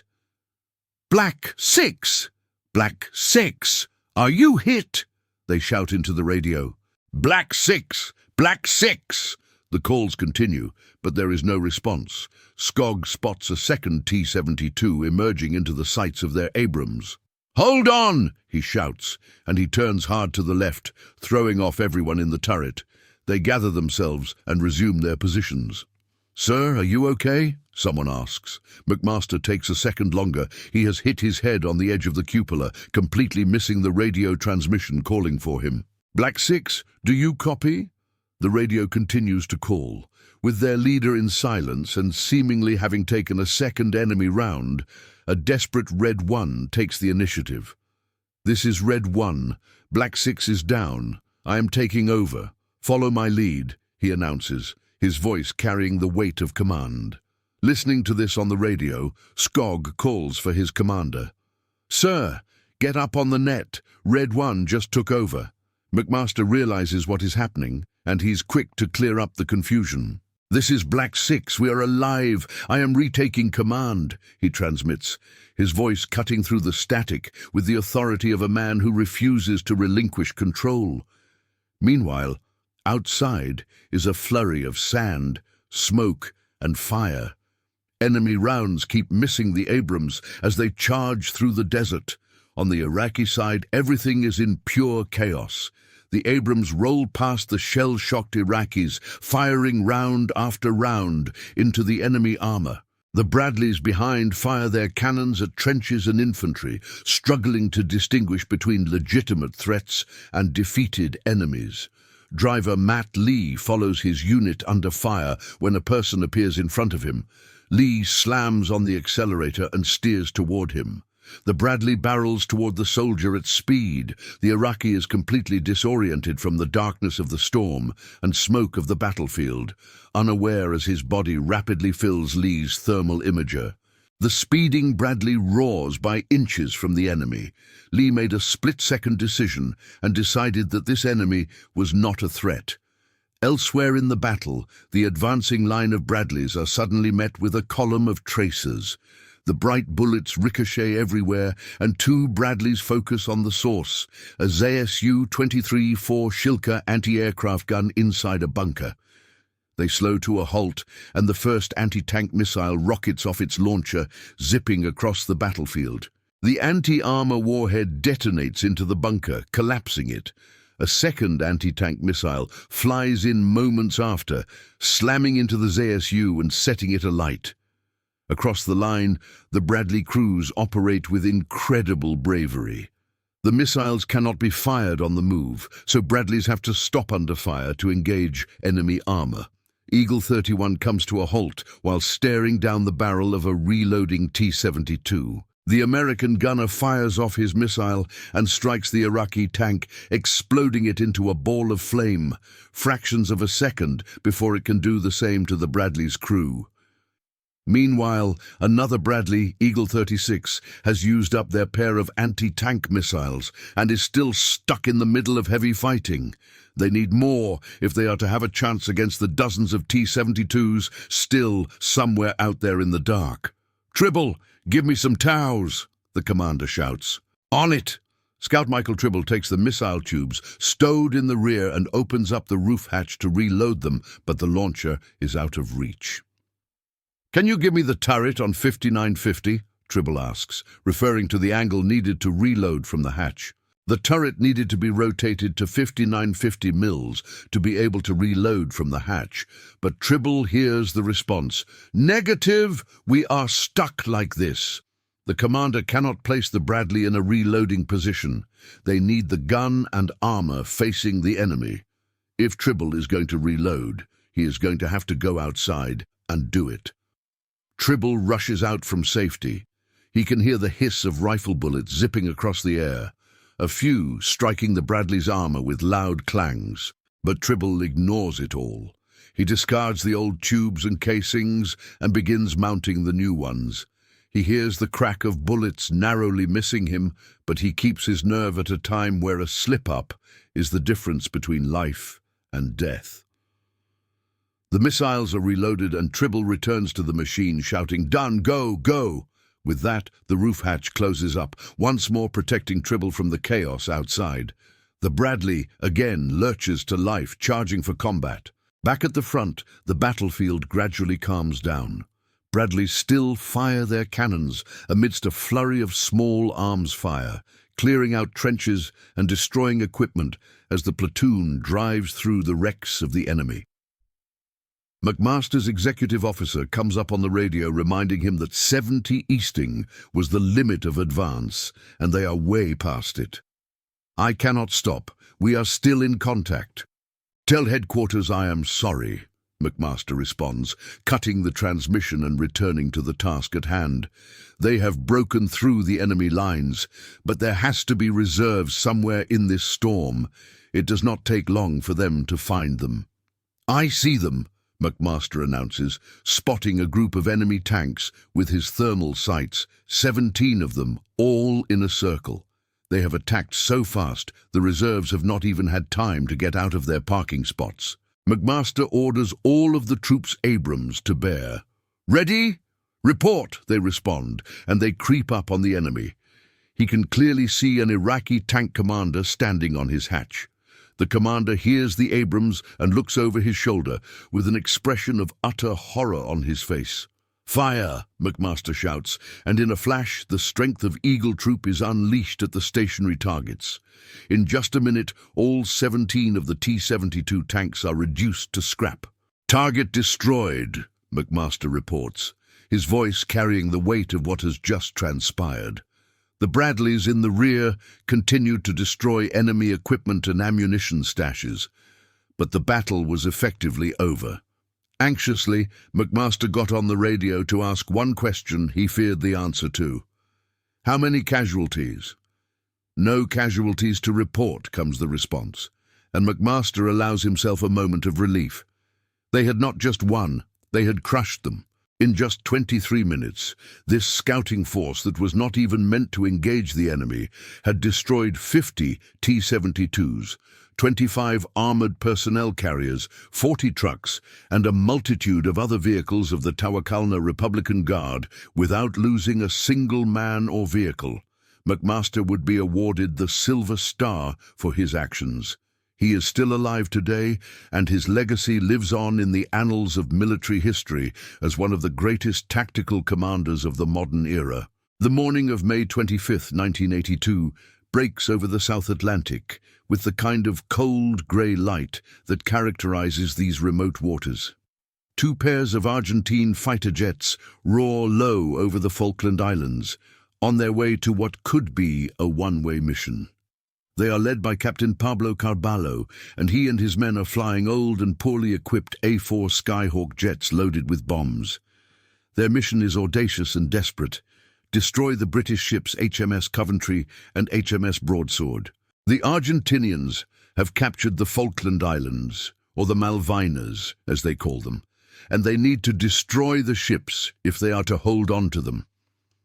The Argentinians know that two ships have moved closer to the islands to cover ground troops, islands that give them the chance to approach undetected by British radar.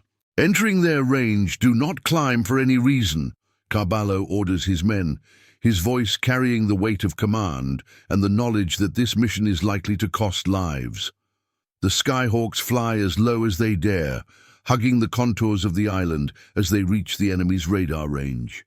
The two ships are equipped with advanced anti-air missiles and powerful radars, which have been devastating to the Argentine planes. The only way to evade detection is to stay low, to become one with the landscape, to fly so close to the Earth that the radar waves cannot find them. On board HMS Coventry, Captain David Hart Dyke has his men on high alert. British Special Forces have warned him that the Argentinians have recently launched on a mission, but he is unaware that this time his ship is the target. 4 detections on their radar screen confirms his worst fears. 4 contacts bearing 225 range 30. Captain Hartdyke immediately orders the crew to action stations, and alarms blare on both ships. Swiftly, the mighty Sea Dart surface-to-air missiles turn to bear, their guidance systems coming to life, their operators preparing to unleash their deadly payload. The Skyhawks at the same time approach Pebble Island and hug its contours. Isla de Bourbon ahead. Keep low and follow me, Carballo orders, and with expert flying, the Argentinians become invisible to the British radar. On the Coventry, the contacts disappear. Contacts lost over Pebble Island, the radar operator reports, his voice carrying a note of concern. It is precisely what Captain Hartdyke feared. Pebble Island is too close. The Sea Darts have a minimum range, so now they will only be able to fire once if they are lucky. Hartdyke gets on the radio to Broadsword. Broadsword, what is your status?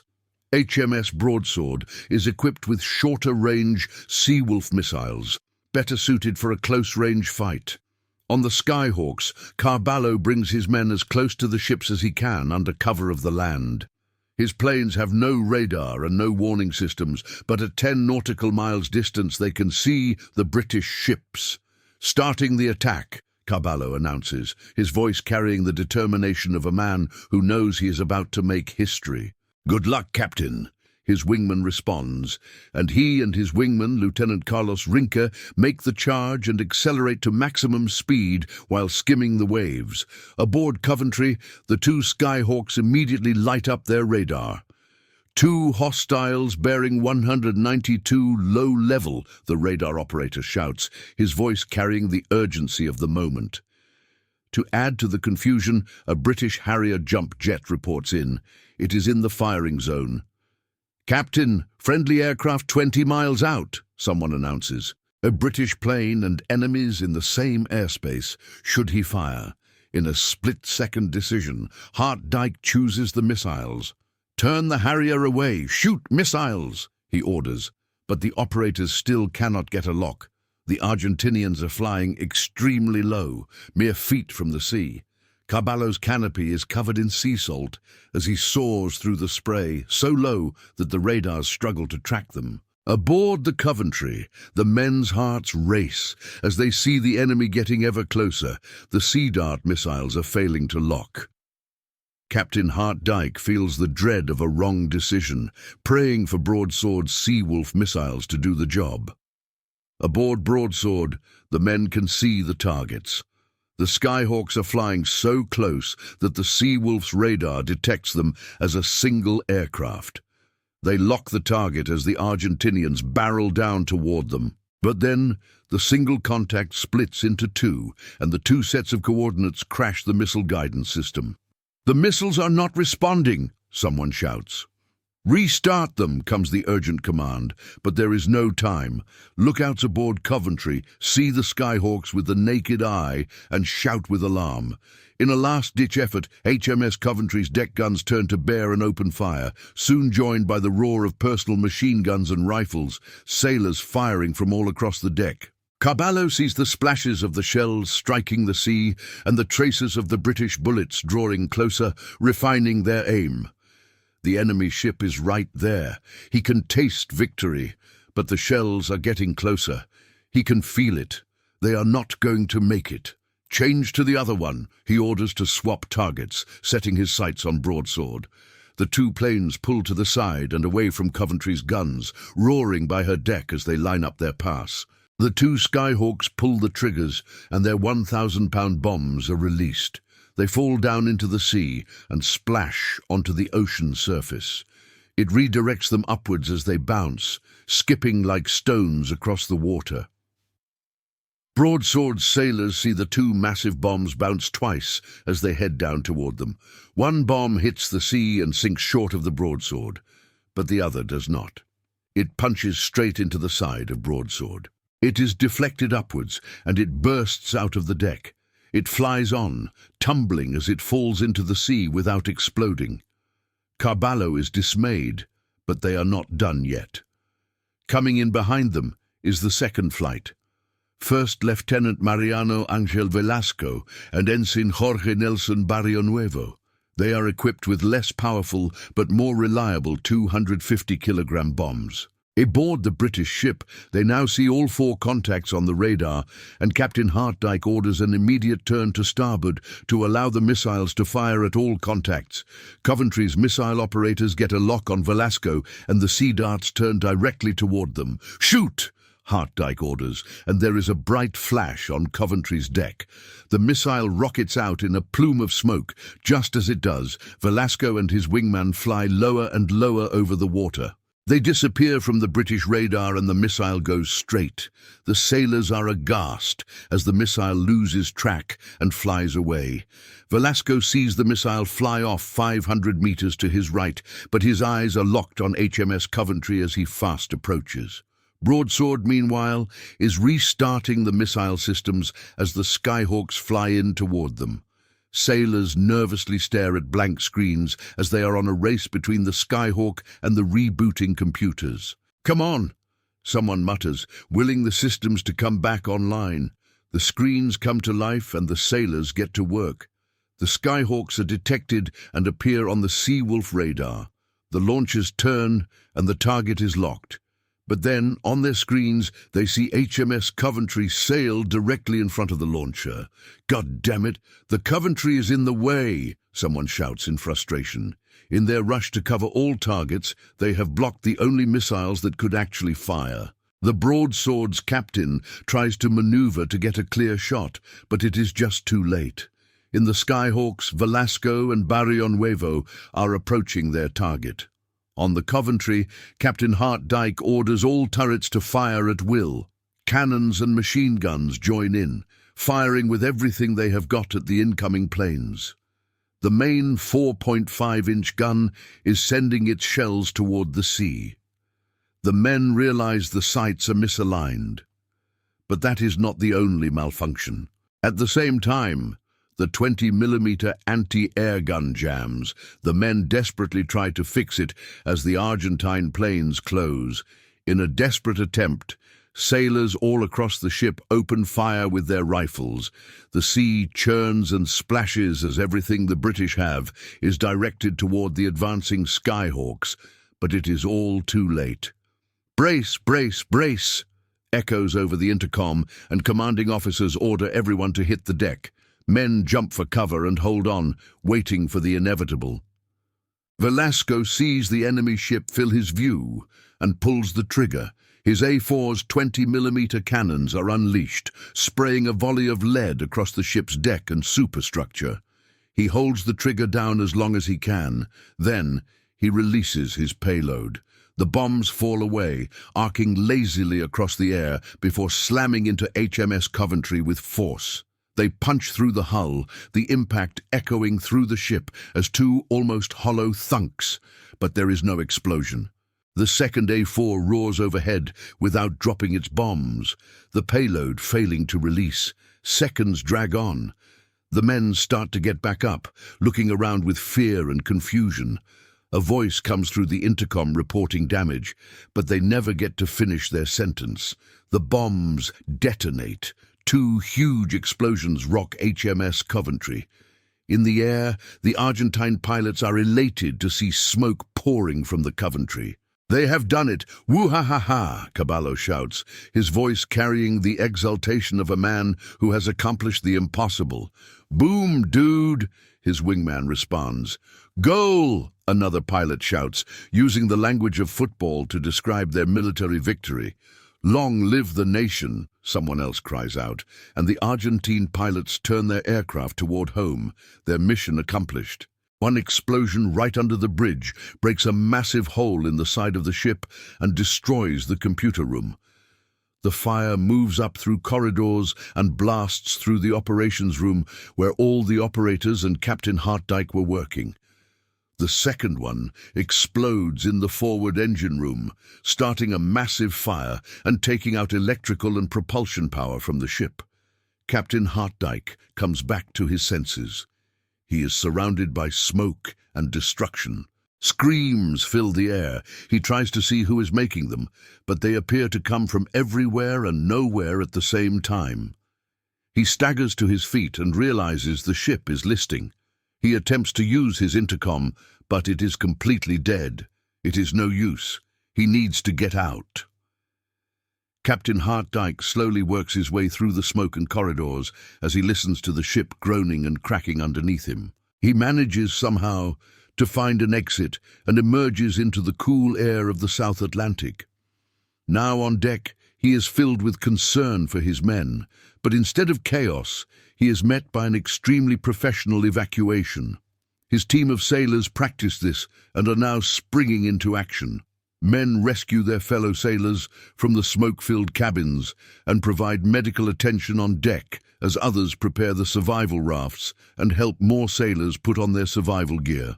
Hartdyke feels the deck shift beneath his feet as the hull lists.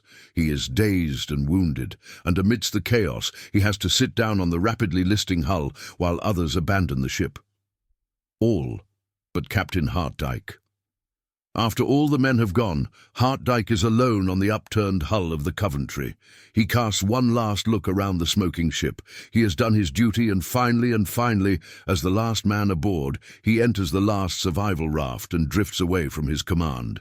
Due to the professionalism of the British, 170 survivors would be picked up from the water by HMS Broadsword and the British rescue helicopters.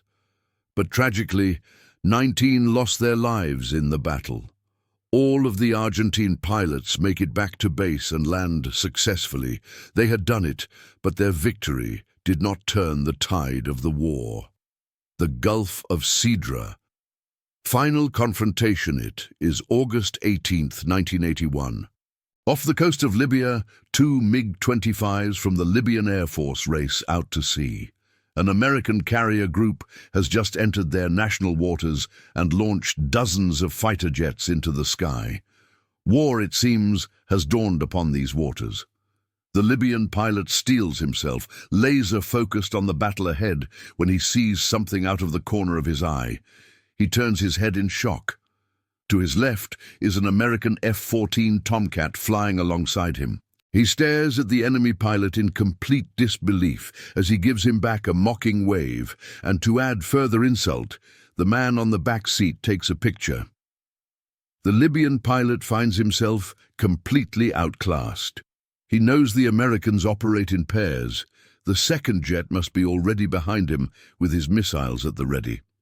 Pilot Lawrence Musinski and radio intercept officer James Anderson watch amused as the Libyan MiG-25s turn back to base.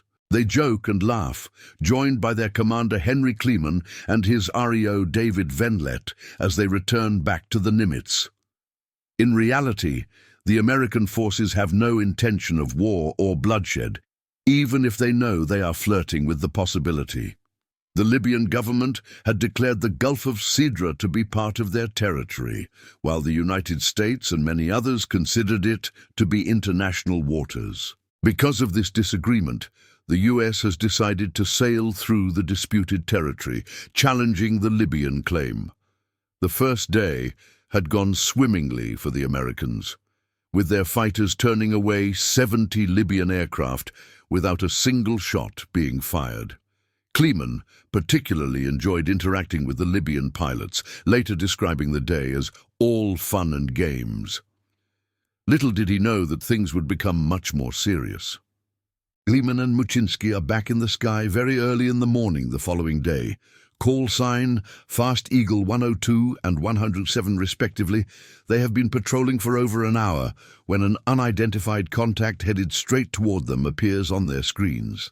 The experience of the prior day has them quite comfortable, so Kleeman in Fast Eagle 102 calmly reports the contact before heading to meet it. The two planes adopt an intercept formation, with Musinski in Fast Eagle 107 putting some distance from his flight leader. Kleeman is the first to get visual with the enemy, spotting not one, but two Libyan Su-22 fitters flying wingtip to wingtip straight toward him. At that very moment, Musinski's radar malfunctions and he loses the ping of the enemy fighters, but he is undeterred. He can intercept with visual only. But then the maneuver turns from routine to horror when he sees an orange flash from under one of the Su-22's wings and a smoke trail streaking out toward Kleeman. They have just fired a missile. In a state of disbelief, he reports, "Two fitters have shot at my leader." Kleeman sees the missile coming and instantly pulls hard to the left. The missile flies right past him, followed moments later by the pair of enemy fighters. "This is 102. We have been fired on," Kleeman shouts, thinking on his feet. He orders 107 to get after the one who shot. Musinski instantly races into the fray, turning around 180 degrees and ending up right on the six of the two Libyans. The enemy pilots scatter in separate directions, but Musinski has his eyes locked on the lead fitter. He chases him across the sky, matching the Libyan through every twist and turn. He selects his AIM-9L Sidewinder missiles and pulls the trigger. But nothing happens. An alert flashes on his screen. The missile is faulty and will not fire. Meanwhile, Kleeman has already turned around and is catching up to the second enemy. He is about to fire when the Libyan fighter makes a turn toward the sunrise.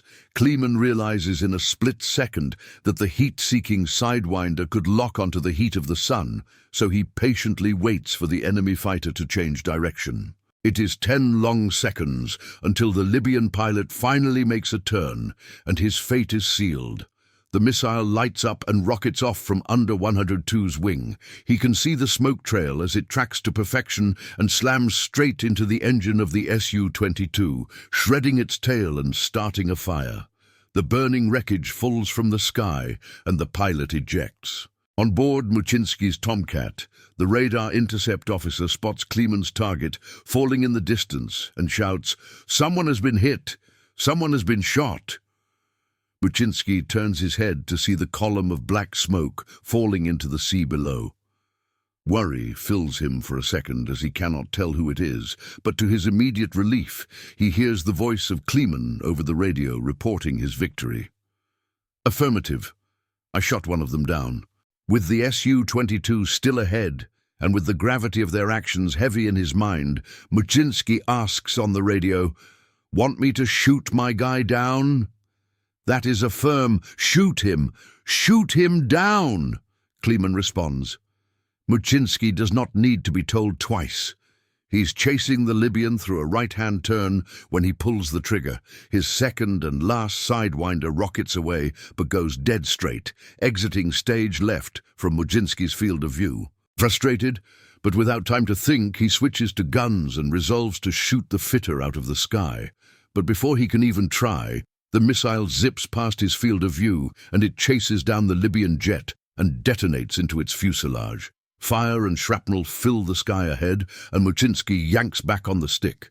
He is squished into his seat as he pulls an enormous 10 Gs, barely avoiding the cloud of debris. Both pilots are recovering from the adrenaline when the news of their peril finally reaches command at the Nimitz. They hear through the radio, 102, 107, you are clear to defend yourself. Kleeman proudly responds, and this is 102, 107, 2 enemy kills. Fortunately, both Libyan pilots, Captain Belkacem Msik al-Zintani and First Lieutenant Mokhtar el-Arabi al-Jafari, ejected and survived the encounter. They were picked up by Libyan rescue helicopters an hour after the events. Further escalation was avoided, and the takedown of the 2 Su-22s remained the only combat in the entirety of the operation, which remained bloodless. Kleeman and Mujinski returned to much fanfare among their peers but received no awards. The incident would go on to have little political impact. It further strained the already terrible US-Libyan relations but brought about little action from either government. The events of that day would be studied by the writers of Top Gun, who used that and other engagements as inspiration for the movie's combat scenes. Fast Eagle 102 went on to be restored by a group of veterans in 2016. It is now on display in the Midland Army Airfield Museum, where you can visit it in Texas. These 7 legendary confrontations represent more than just military engagements. They are testaments to the courage, skill, and determination of men and women who have faced impossible odds and emerged victorious.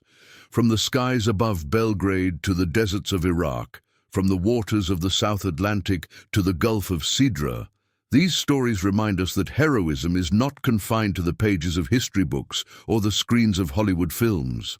If these stories of valor and sacrifice have moved you, if you have felt the weight of these moments and the courage of these warriors, then I urge you to take action.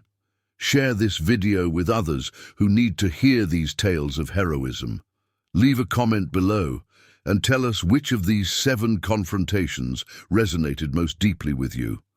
Subscribe to our channel to ensure you never miss another incredible story of warfare, courage, and the indomitable human spirit. These are the stories that deserve to be remembered, the moments that define us as a species. These are the warriors who have shaped history through their actions, their sacrifice, and their unwavering commitment to their missions and their comrades. Do not let these stories fade into obscurity. Share them, discuss them, remember them, and most importantly, honor the men and women who lived through these moments by ensuring their legacy endures for generations to come.